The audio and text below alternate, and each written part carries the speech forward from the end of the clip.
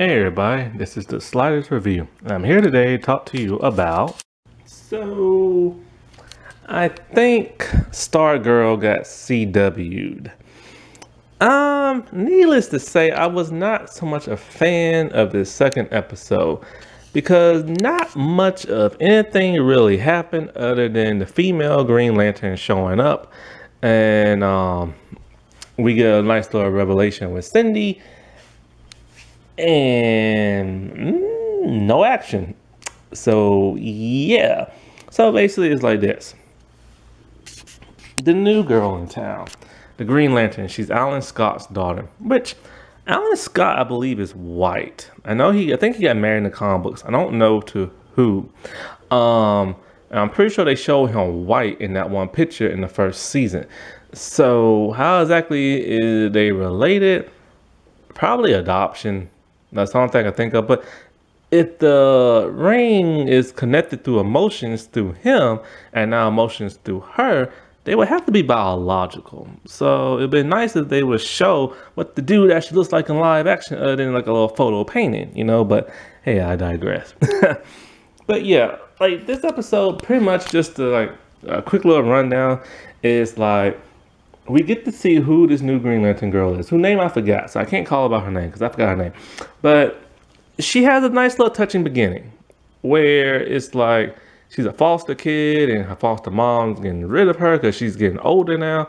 And the foster mom is just nasty, like mean and rude. And we see her crying and stuff, and it's just so sad. And of course she takes possession of the ring, or the ring takes possession of her. One thing I know that was interesting about this Green Lantern ring is that it always makes her eyes constantly glow. And I didn't understand why. I was like, something is going on, but I didn't know what.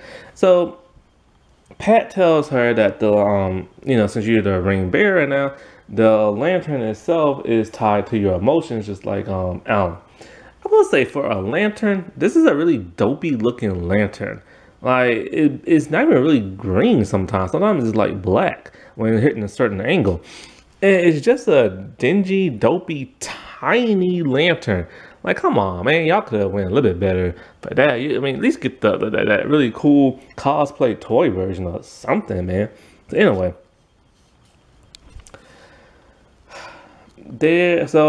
Courtney and Lantern Girl, they don't really get along in this episode. But Courtney is very jealous.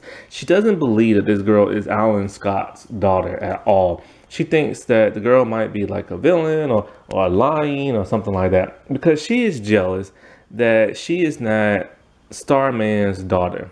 And she's taking it out on this girl. Even to the point where she gets Yolanda to pick a side. And Yolanda's kind of being stiff to this girl at first.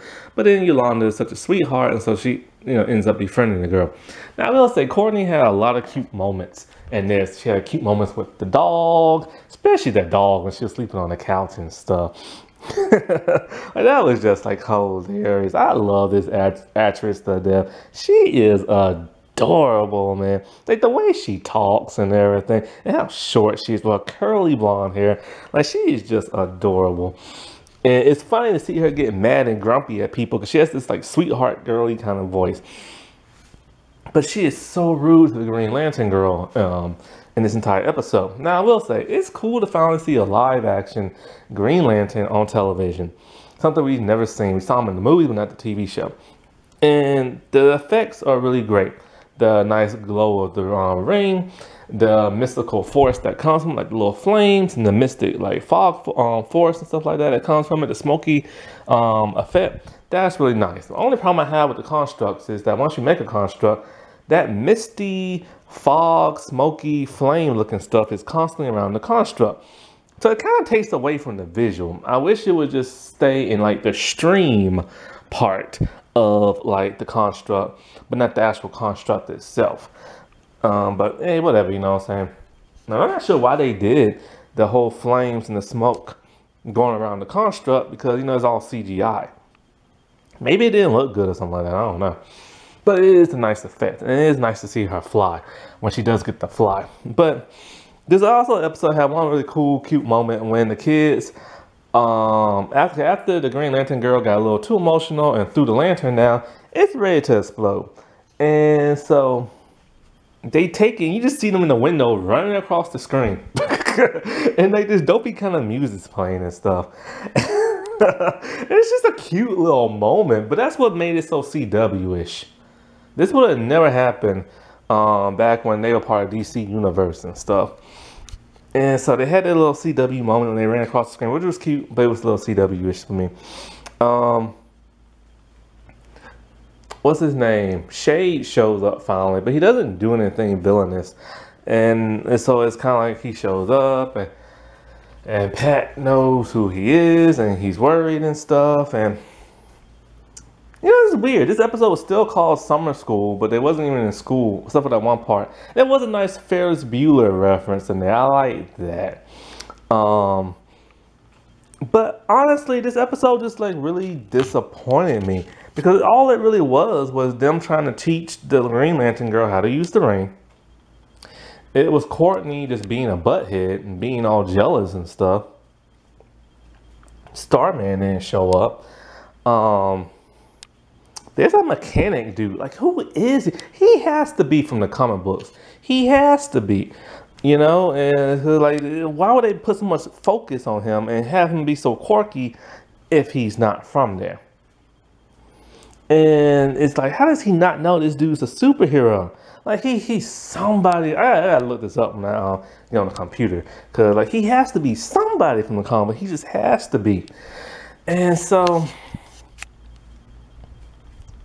like I said before, there was no like action really whatsoever.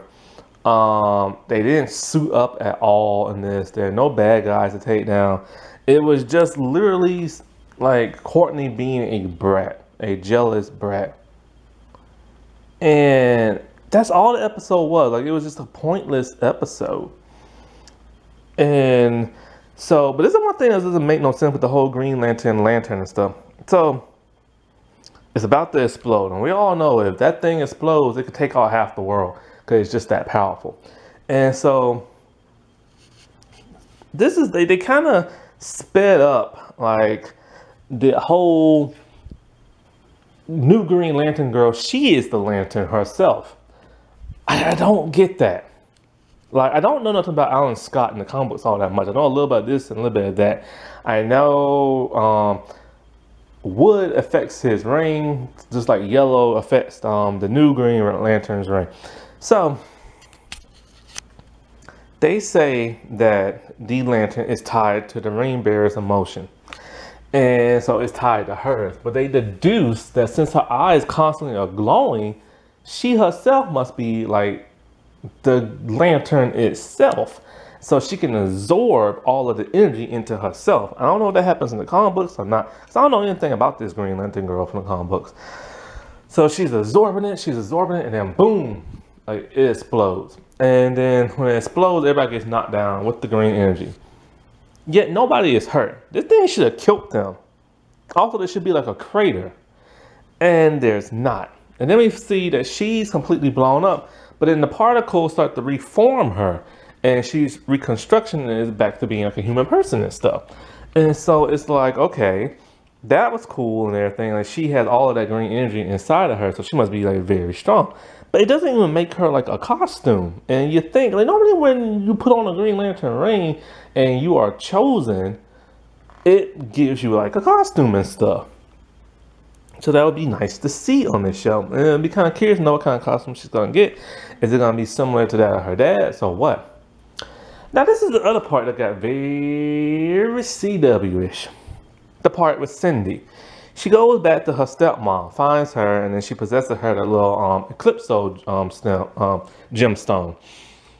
Now, this is what's really interesting. Calypso is controlling the mom, making her paranoid, talking about you have to kill Cindy, stuff like that.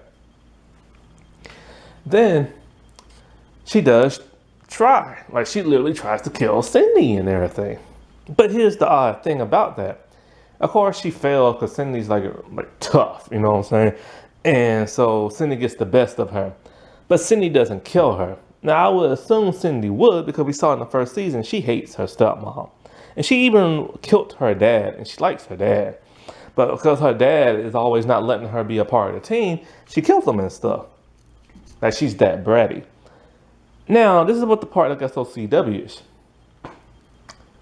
we see Eclipso, he possesses Cindy big time, and he kills Cindy's stepmom, like disintegrates that woman, right? When he comes out of Cindy, she is upset, heartbroken. It turns out she loves her stepmom. When the world did this happen? We see her treat her stepmom like crap in our first season. And now they are trying to redeem Cindy. Cindy is as evil can come. She is like literally Lex Luthor. She does not care. She is worse than Lex Luthor. That would make her such a great villain in season 1. The girl has no remorse. She will kill you if she don't like you. And she does everything she can to prove she is evil. And now they're trying to redeem her for some bizarre reason. Why? Because so you can like join the team or some crap like that.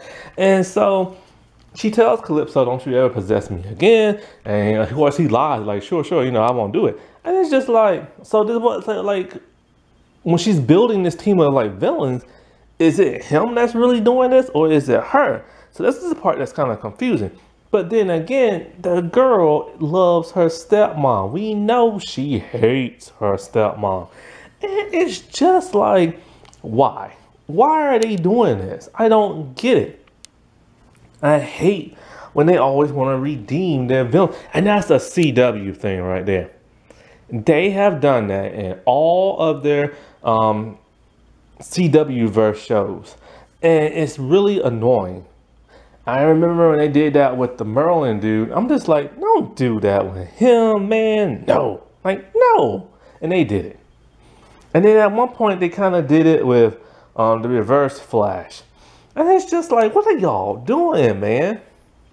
Your villains are supposed to be bad. Let them be bad so the good people can have somebody to fight.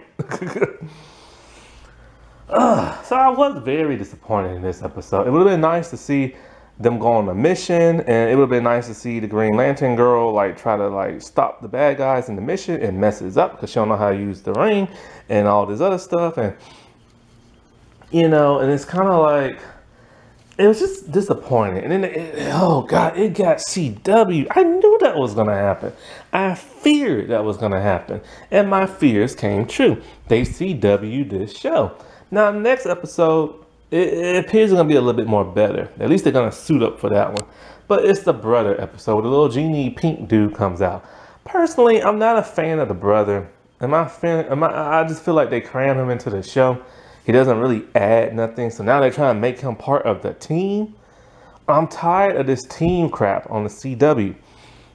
Like, and then not only that, but you know, because like I said before, this came out on DC Universe, but they showed it on the CW. And so that's why it has more of that, like a different feel to it in the first season than it does in the CW show. And again, everybody knows everybody's identity. Again, it's a team. And it's just like, it's that same formula crap. Because they knew they were going to be on CW full time, so they pulled that crap in the first season and wrote it that way. But they still wrote this show in a tough kind of way where it didn't feel like a CW show. And then to make matters worse, the Green Lantern girl leaves at the end of the episode. Don't tell nobody. Is she even going to show up for the rest of the series? Is she going to pop in, pop out? Like, why bring her in if they're not going to do nothing with her? It's kind of like Shining Knight. They had him in the first season as a janitor. He had this mysterious background. Then they finally showed him like whooping butt with his sword. And then he disappears and everything, looking for his horse or some crap like that. And it's like, that's what the CW does. They always want to try to bring in as many superheroes from the comic books as they can. And then they do a little bit with them, and then they completely phase them out. And I'm just like, what was the point? What was the point? What was the point in bringing in a Green Lantern for this show? Well, was it supposed to get people a hype for the HBO Max like Green Lantern show? Is she gonna be in that? The Diggle dude is supposed to be in that, so I don't. CW. Now I did miss the part where Shade was talking to Courtney's mom. I just really didn't care. It seemed pointless, and I just really didn't care. God, I forgot that girl's name. It's been a while. I think it's her name, Beth. I don't think she did anything in this episode. And Rick, he's still feeding Grundy. Like, I don't get that. Like, it's just a huge departure from him from first season. Because it's kind of like, you know, he hated Solomon Grundy. Because Solomon Grundy murdered his parents. But then he found out that the brainwave dude was like controlling his thoughts. So maybe it wasn't Solomon that did that, and he's just a lonely little creature. But then it's kind of like, so he felt sorry after he wailed on him in the first season. Then he let him go. Now we see in the second season, he's constantly feeding the dude. And now he's feeding him pizza instead of buckets of chicken. And it's just like, I don't get that. Like, that storyline needs to hurry up. And they need to explain what's really going on. Because this is the CW doing this CW crap.